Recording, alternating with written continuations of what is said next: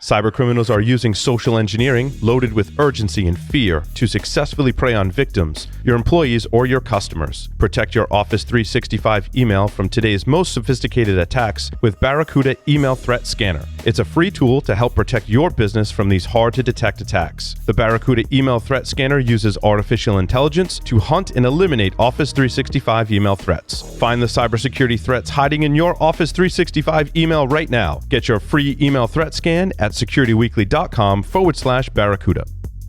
Do you worry about ransomware, data breaches, reputation damage, especially from phishing attacks, on employees working from home? The facts are, top cloud security tools have a 15% failure rate. 51% of phishing is social media based. Pixum knows because Pixum detects and stops breaches at point of click. Pixum's AI real-time solution detects actual fraud happening in a browser and stops it. Know your real security gaps. Get a phishing actualization test free at securityweekly.com/Pixum. That's PIXM.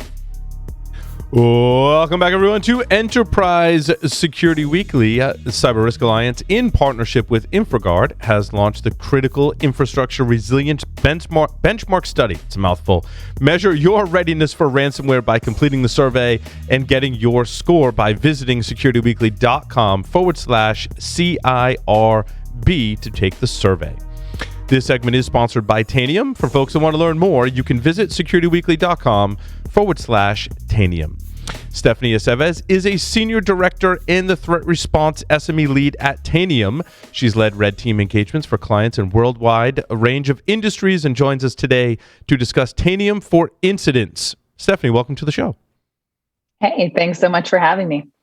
Incident response is always a fun topic, and it's interesting. Like, I think about how it's changed, and some of the technical details have changed, but really, like, the process and the questions we want to ask and answer really haven't changed all that much in the past 20 years. Yeah, I agree entirely. I think once you start to understand the anatomy of attack, you start to really understand that there are going to be different technical details, different ways to exploit, different points of entry. But at the end of the day, we still need to know who got in, how they got in, what they did and what they took, and what the potential impact is from there. Yeah, absolutely. And those are hard questions to answer if you don't have the right process, people, and tools. Really is what it comes down to in incident response. Yeah, absolutely. I remember, so I started off in an incident response type role, and I remember that you think about the magnitude of an attack, right? So if you are a digital forensicator, you are maybe focusing on one or two systems. When you're an incident responder, you're literally thrown into the deep end and you're asked to assure your company or whatever client that you're working for that you know exactly what happened and that you can be confident in the approach that you have to remediate or to respond. And you think of like the magnitude, like I'm saying, of these attacks. You have 1,000 machines. Okay, maybe that's easy enough to figure out what's running, what user accounts have logged in where. But what happens when you have larger companies that are now 100,000 machines, 500,000 machines? That attack surface grows and grows and grows. And it's a lot harder, I think, for companies to be confident in their response approaches and their remediation activities without knowing exactly who got in, how they got in, what they took. Mm-hmm. So yeah, absolutely. It's definitely getting more complex as we get more complex in the technology space. Yeah. Could you get into do you have time to reverse engineer the malware to answer some of those questions? I've often found in a large incident, if you don't have dedicated people, whether they're contractors or not, doing that you can be at a significant disadvantage because now you're really not responding to the incident, you're reverse engineering the malware. Yeah. I think of reverse engineering as one of those fun things that everyone wants to do, but it's not always the right move for the business when you're talking about risk, right? Yeah. So let's assume we have some type of incident and let's assume that we see ransomware and it started to detonate in the enterprise. Sometimes I care to know and to be able to reverse engineer this malware to know exactly what's going on. But sometimes I need to stop the bleeding immediately. Mm. And so I think of some of these deep dive technical skills as a nice to have, but there's not always time to dig that deeply. So you still need to figure out, hey, what process was running and what did that process do? Was it beaconing out to different C2 servers? Did the endpoint query any, domain names for that DNS resolution for like that C2 server beacon? What user account was used to run this? Did the process, did the attacker escalate privileges and run in maybe a system context or anything else? So painting that picture, I think, is most important. And again, like being able to have the time to reverse engineer malware to really get into the weeds is a nice to have. And I've seen maybe a handful of organizations that have the technical expertise and I'll say the resources to be able to go that deeply into a lot of these attacks. A lot of times it's a post-mortem, and the best that you can hope for is to learn from it. Right. And that post-mortem is going to result in, hey, they leveraged this vulnerability that has been out for 2 years, and we didn't patch this one machine. That was the initial foothold. After that, they were able to live off the land, jump laterally across the enterprise, and escalate privileges, get after whatever it is that they were after. So nice to have. Most of us don't have time in an active breach to sit there and really get into the weeds of like a malware sample. But yeah, it would be ideal. Tyler? Yeah. Along those lines, do you find that there's value in working in teams across multiple enterprises? I mean, you brought up the point that a particular enterprise may not have expertise to RE a piece of malware, and totally get that, right? Only the largest enterprises with the biggest teams are going to be able to use that. But working across teams or across enterprises in kind of a share the technology or share the capabilities model, do you find that valuable for most enterprises down through, like, say, mid-size or mid-market? Would that be useful? Yeah, absolutely. I think knowledge sharing is one of the most important resources that we have in the cybersecurity space. I just spoke to somebody that's in high school that's interested in learning cyber, and I kept telling her, you're never going to know all of the things. And if you're the expert in the room, you're in the wrong room. And that holds true when you're the responsible party for keeping a business secure. There's no way that you, as even, Fortune 100, all the way down to small, medium-sized business, are aware of every single type of attack, every type of threat, every actor that could potentially be facing your industry. So cross-collaboration only makes us better as an industry and only kind of continues to shift us towards that goal of ultimately addressing risk and making the world a more secure place for the businesses to run the way that they're intended to. So yeah, I'm super pro as much information sharing as we can. Obviously, there's typically some hesitance in sharing like intel just based on letting the attacker know that they're there, things like that. So there's some sensitivity, I think, around that kind of collaboration. But I think when one person gets better, if we can make the industry better, it's always a win for everyone. Adrian? Yeah, just curious if you have anything you've learned or any suggestions on preparation. I'm sure you get pulled into incidents where it's clear they didn't do all the preparation they needed to, and they're kind of floundering around a bit, or emotions run high. They're freaking out. Not don't have a good approach, and oftentimes when you get in there and what questions to ask and you ask those questions, and that's when you find out, oh, I guess we're not getting logs from this device, or, oh, I guess we forgot to install, whatever tooling that we need on those systems. How can people avoid those gaps and maybe practice? Like I often think about incident response as like a sport. Like if you don't practice at it, you're going to suck when game time comes, right? Yep. Absolutely.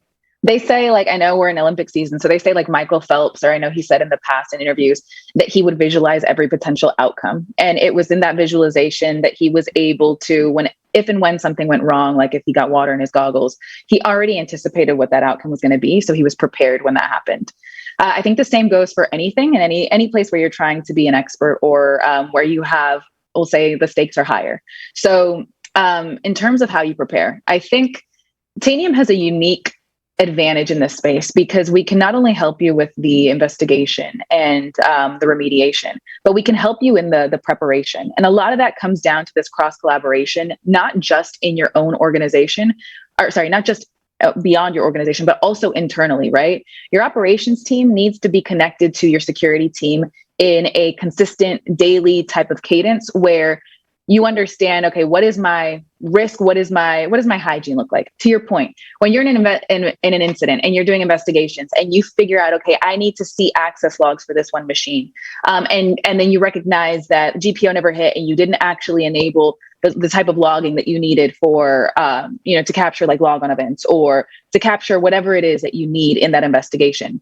That has to be probably one of the worst feelings in the world, because you feel like you've hit a dead end. You know what you need, but you recognize now that you don't have it. So in an ideal state, how do we get companies to this place where they're confident that they have the eyes on the things that they care about, and they're confident that if and when something goes wrong, they know their course of action?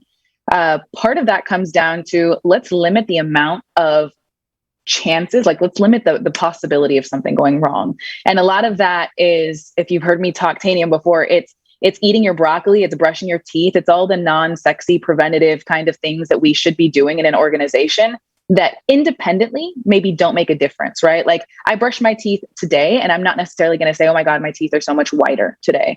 But over time, they make a huge impact, and you'll see, you're preventing all of these bad things from happening.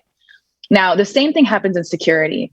I might not see any immediate returns from patching this one system today, because maybe there's nothing that's super critical that is easily exploitable. But if you get to a point in your organization where you have a regular cadence and you are up to date on patches, you're reviewing hardening policies, and you're consistently scanning against hardening baselines, you're able to also monitor the network to say, okay, well, why do I have this rogue device? And by the way, this rogue device is connecting. I see that IP address is connecting to some of my machines. Doing some of that kind of proactive, like eat your Wheaties in the morning, is super, super critical. Now, when you get to that point, what happens when, push comes to shove and you actually have an incident? I think this is where it's super critical, to your point, to actually have practice. So tabletop exercises. There's an employee at Tanium that just came from actually one of our customers, and I spoke with him recently, and his name is Tim Morris. So shout out to Tim, because this was a really great conversation that we had. And where he was at previously, what they did is he actually oversaw not only the security team, but he also oversaw the red team. So that type of collaboration where he is working very closely with the internal red team to really attack everything that they think is secure, and having those conversations and that dialogue between the attackers and defenders, it really makes for a more robust, I'm going to say, security posture. So you got to do the pre-work ahead of time. You have to make sure that you're patching, you're scanning, what's on the network, that you're hardened, that you're limiting account usage or privileged account usage. But things are still going to get passed. Unfortunately, you have supply chain attacks, you have 0 days. So if and when something gets passed, is your team confident in that response? And I'll add, confidence in response isn't, I need to know how to answer every single question, right? It's not, I need to know with this piece of malware what the right remediation is. Confidence in a response comes down to making sure your team knows how to figure it out, right? So that means they need to have an intimate familiarity with their tool sets. Your tools are only as powerful as the people behind them. And we're not, unfortunately, in the security space at a place where we can rely on tool sets to do all of the things. If that was the case, we wouldn't have breaches, But that being said, like getting your team to a point where they are confident with their tool sets, where they know who to talk to for what, they know where to find information they need. They're enabled and empowered to figure it out, is also, I think, one of the most critical things that you can teach an organization culturally in the security space. I think it kind of brings to mind the three things that I like to hit on based on what you said, Stephanie. You hit on almost, I think, all of them, right? Is if you're going to be good at defending your organization, you practice, you do regular maintenance, and you also have good teamwork. And when I talk to my friends that do pen testing, and I probe them on this all the time, like, so when you do a pen test and it's the biggest pain in the butt pen test because they're really good at security, like, what do those companies have in common? And I think it's really those three things, which sound, we could sit here, all day long and say, hey, you should do all those things, and it sounds easy, right? But it comes down to practice, maintenance, proactive maintenance, and then having really good teamwork on top of it. And I'll add, I think kind of an extension to that teamwork is the security team has enough authority to make changes. So I did a number of red teams when I was at EY. And I remember, like, companies will contract you to come back on a recurring basis, maybe an annual basis, to do the annual red team.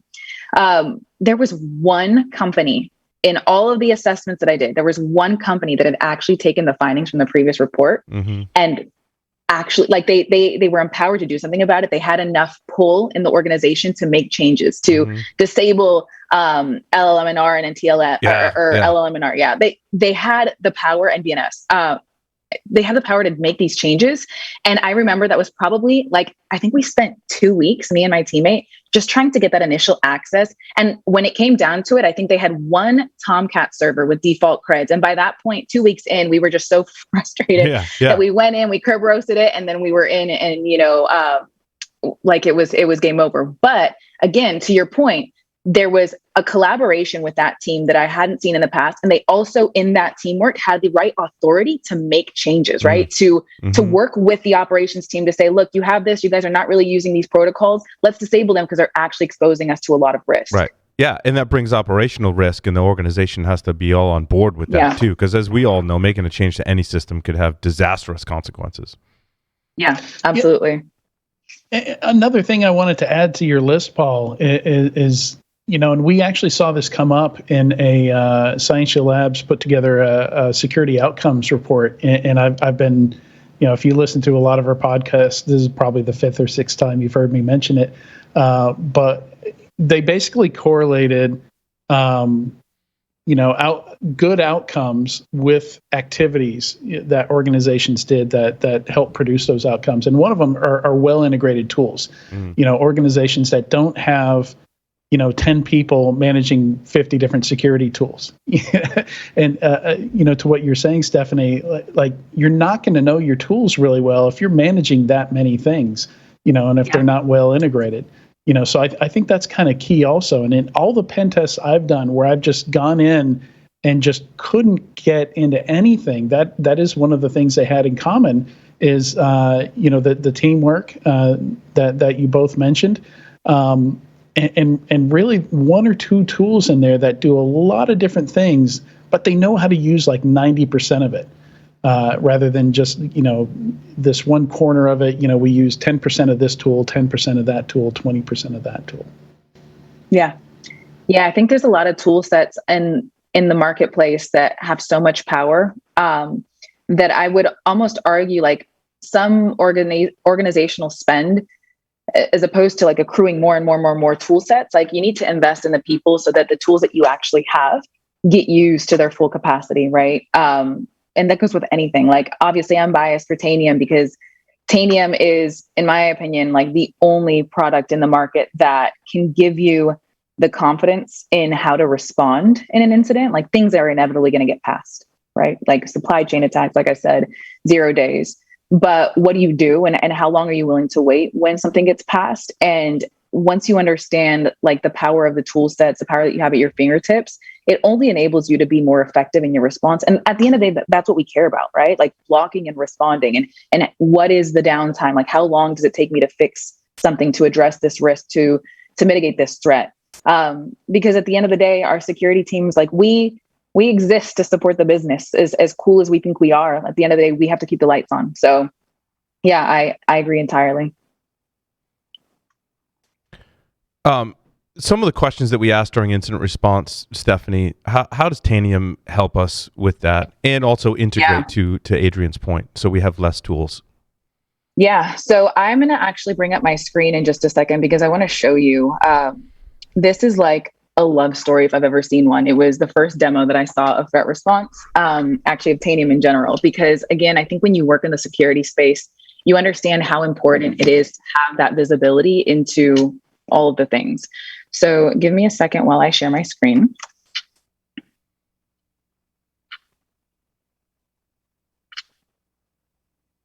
Okay. Can you all see the Tanium console? Yes. Yep. Perfect. All right. So I've mentioned that, like, Tanium is a platform. We can help you with the operations side of the house. We can help you with security. Now, I want to focus specifically on incident response because we're on Security Weekly and that's why we're here. So if I go into threat response, which is Tanium's security product, what threat response allows us to do is you're going to have eyes on all of the things, and you're also going to be able to take action on those things. So I'm here in the alerts page, and in the alerts page, I can see all of the different alerts that I have in the environment based on intel that I'm using with Tanium. So that intel might be Tanium's proprietary intel type, which is Tanium signals, but it can also be, feeds that I subscribe to. That's a point for integration. It can also be intel that I create in-house, OpenIOC format, sticks, Yara, you name it, you can use it and leverage it with Tanium. So that's one really key point is a lot of organizations, we see them paying for these intel subscriptions, but what can you do with that intel? Can you actually leverage it in a way to be effective in your enterprise? Mm-hmm. So I can see here this first alert, this hash is marked as red, which indicates to me that it's malicious. Now, this is something that we've defined as a custom blacklist that is identified as malicious, but this is another opportunity for integration with threat response, where we can integrate with reputation service providers like VirusTotal, Reversing Labs, Recorded Future, Palo Alto Wildfire, so that you're, again, connecting these things and you're able to access, we'll say, the wealth of the information that you have in a single consolidated view. But when we talk incident response, right, I'm going to go into the details for this alert. So off the top, if I'm an incident responder, I'm an investigator. I come in here and I have this alert. And the first thing I need to figure out is this important? I need to triage and say, is this benign, or is this something that actually requires some successive action? Now, I can do that just looking at a little bit of information about the endpoint. I can see just some meta for that endpoint. But when I come down to this process information, what exactly was that process doing? This is where I start to get, we'll say, relevant bits of information that are going to inform my decision for next steps. So I can see I have the process name, the user, I have the parent process, and I have the command line here. Now, this command line looks nefarious to me. I see server, HTTP, C2, evil.com over 8888, right? That looks super legit to me. If I'm a security person, I'm going to be like, yo, evil.com, that's a great domain. We should let this happen. But I can see here, like, the ancestry too is informing me of things that are maybe a little bit off, right? I have Chrome is launching cmd.exe. Then we have a PowerShell window spawned. I can get all this information. Now let's think of security person. Let's think of a security incident. What do I want to know here? I might need to know, one, what level of access does that account have? Does this account have administrative privileges on any machines, right? That's something that we can answer with Tanium, and I'll show you guys briefly through Impact. That's like the non-sexy part of incident response is, well, what users were compromised and who had access to those user accounts and what machines did they have access to with what privileges, right? See, but I don't even think it's unsexy because from the attacker's perspective, once you get that initial cred, right? At least for me, my first thing is, all right, let's figure out what level of access I have and where else I can hit. So I used to have my scripts running, querying groups and stuff to pull back any group membership and things like that. And this is where I think all things start to connect and you see, okay, I can map my path to exploitation, right? Threat response and actually Tanium in general can give you that same information because within here, I see that username. So let's focus on that. Now, we have a module called Impact that shows, we'll say, the potential for lateral movement within the enterprise. So I can actually go to Impact, and it's similar to Bloodhound in the sense that I can provide a credential or I can provide a computer name. And let's put Joshua Drood. And what I can do here, actually, let's see. What I can do is basically understand where does this user have access and, what level of access. And that's going to allow me to really paint that picture. And I don't know if his account is in here. It's going to allow me to really paint that picture of, what exactly is going to be an attacker's next steps. Now, in addition to painting that picture, I'll come to this in just a second because I want to follow this train of thought. In addition to painting that picture of potential next steps, you also need to know where else this user has logged in, right?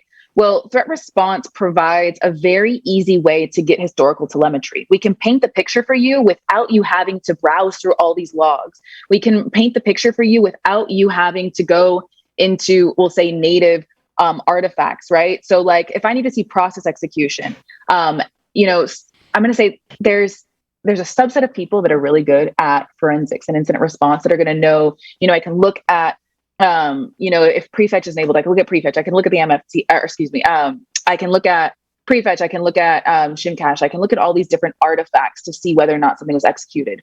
But unfortunately for we'll say the cadence, or like what is the word I'm looking for? The frequency of attacks that are happening nowadays, we don't have, in my opinion, there's not enough people that know security well enough that are going to be able to go deep dive into a forensics analysis of a machine and paint that picture for you. Right. So remember all the commands off the top of their head. Exactly. Right? Yeah. Or like even know like where to look, right? Like I can attest, like I've had my SANS Hunt Evil poster and I look through that as a cheat sheet, but not everyone has been to SANS and not everyone knows that resource exists. And not everyone knows basically how to prove or disprove something happened on an endpoint. But what if I tell you that like this is that love story with Tanium? With Tanium, you can see historically every single process that is executed on the machine. You can see which registry keys were changed, file events, network connections. On Windows, you can see DNS queries. Like you can paint that whole picture in a super simplified view. And then what you can do is like I can look at, okay, has this user Joshua Drude logged in anywhere, right? Where has this account logged in the past 30 days? Or I have effectively timelined and painted this picture. Like I have the initial foothold on this day, and I am now here at this day. I want to see where they've logged in at this point. Okay, and if they logged in, what processes were run? What were they doing? Were they doing enumeration? Who else has logged in? What domains were queried? What IP addresses were hit? Once I paint that picture, I'm only going and basically building more of my arsenal of intel against this attacker. And that only makes me more effective at hunting them and responding. Because if I understand where they logged in, I can look and say, okay, what did they do on those machines, right? Did they establish persistence through the registry? Did they drop anything on disk to mess with like DLL search order hijacking? What did they do? And if once I understand what they did, I can use Tanium that has eyes on everything. Like I can tell you right now, every single, I can see every logged in user right now on every machine, right? And once it loads in just a second, I can also see every single actively executing process. I can see every active network connection. But once that's done, I can also look back historically and say, okay, every single computer, see, there's this Joshua Drude, right? So I can say, okay, this account I know is compromised. I want to know exactly what is running. Well, I'm kind of curious on your feelings here, but one of the things I used to do when training incident responders was trying, get across the importance of having a baseline. Because if the only time you're looking at this kind of stuff is when there's an incident, like there's so much gray stuff that looks sketchy, but it's totally normal. Like for example, the example you had earlier, command process, launching, as a child of Chrome. Yeah. Which you'd think, 100% of the time that's going to be sketchy, right? And I know from my own baselines from experience, I use 1Password, and 1Password, the little helper for the extension launches as cmd.exe child of Chrome. And that's normal for my system. Yeah. Yeah, I think part of it comes to experience, but there's also a way to create experience without having to have real incidents, right? This is where I go back to investing in our people and buying tools that help make your people better. Totally. Security is not a new industry, but there is a very high demand for people that know what they're doing in the space. And so I think it comes down to first of all, how does your team work? If you don't have a culture that encourages the dumb question, then you're probably destined to fail because nobody is going to know all of the things. And you want to encourage your teammates to be able to ask the question, to learn the things, or mind you, I'm of the opinion we should all be self-starters. Like nobody's going to handhold you. So toughen up, learn how to Google. But there's definitely going to be moments where you hit like a roadblock or something, and you should be able to say, okay, this looks weird to me. I've read a couple articles online. Does anyone want to explain to me if they've seen, anything similar, if this looks legit or whatnot? Now, that also comes down to hands-on practice. You can have again, if you have a good red team, you can be collaborative with that red team. The red team's job is and should be to stay kind of current with the latest and greatest attack types, whether they're using existing frameworks, whether they're writing their own malware, whatever it is they're doing. They should be, I like to say, like, that's almost like your R&D department, cutting edge as much as possible, because that only makes your defenders better. The more that you can expose your defenders to, like, the better. So I'm of the opinion, like, we cannot forget that despite all of the responsibilities that I might have in my day-to-day as a SOC analyst or an incident responder, there needs to be a way within our team to continue to nurture my growth that is going to force me to be hands-on, as opposed to, hey, let's just do this like webinar, everyone attend and listen in, right? It's very different when you are, we'll say, familiar with like an attack, like some specific like kill chain or some specific threat actor versus, oh my gosh, we actually found them in the environment. I need to do something about it. It's my job. And where are all those things that I thought I learned? And oh crap, this tool doesn't work how I thought it would. Like, maybe you're doing memory analysis and you're running different modules with volatility, and oh shoot, you didn't realize that you needed XYZ or whatever it is, right? So I think you can force experience by creating, attack simulations or honestly getting folks the right type of enablement. Fantastic. More questions for Stephanie? I'm going to stop sharing. Yeah, God, I wish I had access to that stuff when we did incident handling back in the day. We didn't. That's when you have those aha moments when you see a great tool like that, right? That you're like, when I was doing incident response 20 years ago, I wish I had that. That's a great resounding endorsement. Yes, we wouldn't have had to run from. Think about how hard it is. I mean, I'm sure back then. Yeah, exactly. I was going to say, think about how hard it is before, like, something like this. This is what I'm telling you. I saw a demo and I was floored. I was like, how is this even possible? Because how are other companies doing it today? Even if you have some, we'll say, way to connect to every single machine, are you actually willing to wait to establish a connection to every single machine to figure out if this process ran? Right. Or if, like, even let's assume that you have top of the line, we'll say, endpoint protection tooling, right? You have the best EDR, everything's up to date. You have the best EPP, everything's up to date. Things still get passed, right? Mm-hmm. Like, you have different attack types, different threat, like attack vectors that are going to get past that. So how can you be sure that the decision that you've made is the right decision? Because what happens if you find this piece of malware and you've seen that it's established persistence on this one machine, and you see that you see the compromised account, you see where it's beaconing, cool. But let's say you missed that malware spawned some other process, and that process is now the one that's propagating. Mm-hmm. If you've missed that, congratulations, you might quarantine or wipe this box, but you could risk detonating some ransomware across the rest of the enterprise, or you could risk pissing off the attacker if someone's actually hands on keyboards in the environment, right? So it's like doing all of these, first of all, painting that picture in seconds, and then knowing that picture is current, knowing that you also have eyes on what happened historically, only just empowers you to decide, what is my next step? Like, where do I go from here? Do I actually want to quarantine this box? Do I need to lay low to figure out what this attacker is doing? Because it looks like they've been in here for a long time, and I don't want to make them, like, do something else. Like, I don't want to force data exfiltration. I don't want to force any, anything else. So it's being able to have confidence in, I know exactly what happened in the past. I know exactly what is active right now. And so I'm confident that if I do these 1, 2, 3, 4 things, I'm going to actually address the risk that this is posing to the company. And it seems like these community resources you have are great for that kind of thing, because you can say, hey, here's what I'm seeing. And somebody can say, oh, that's, this group, and their MO is this and that, make sure you don't miss this, or you go look for this particular artifact, because we hear stories all the time of organizations going into lessons learned and whoops, let's go back to containment. Yep. We missed something. Absolutely. Stephanie, thank you so much for appearing on Enterprise Security Weekly.